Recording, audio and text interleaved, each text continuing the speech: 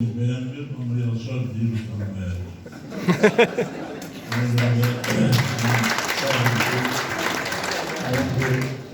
Gecesine böyle kalabalık, böyle Türk dünyasının muhtelif yerlerinden gelen konaklarımız şarkıyla geçerli. Çünkü İstanbul'a layık değil. Ötesi kitaplar mübarek olsun, bırakalım, yaratan okumadı, bırakalım. Ve benim evvellerden de sevdiğim birçok şeyleri bulacaktım. Bu kitabı da Yemen götürdüm. Sana bahsediyorum. Bunun yanında var bir kitap götürdüm. Bu hangi kitap? Sen de var bilen kitabında. Çünkü burada ben Rüstem çok çabalarında, ben de nispeten çoğunlukla Rüstem'in şeylerini salmışım.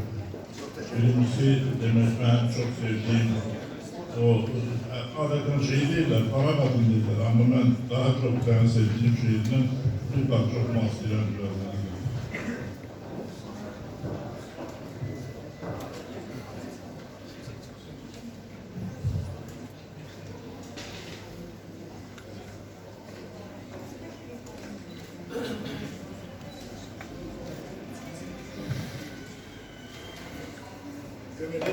Yoksa bu sevdiğim kadın konuşmuyor.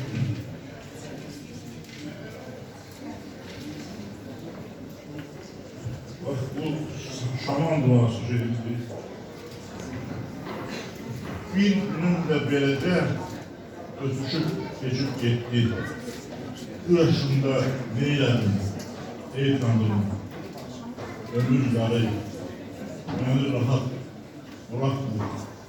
İçimdeki yan gider, bir de ki şahitlerin, şehitlerin gidecek cenab-ı kullanır. Çok seviyorum. Şöyle rahmetli Kur'an yazmak okudum, çok beğendi, seni çok sevirdi. Sana uğurlar diliyorum, sen kitabısına başlayacağım. Çok teşekkür ederim.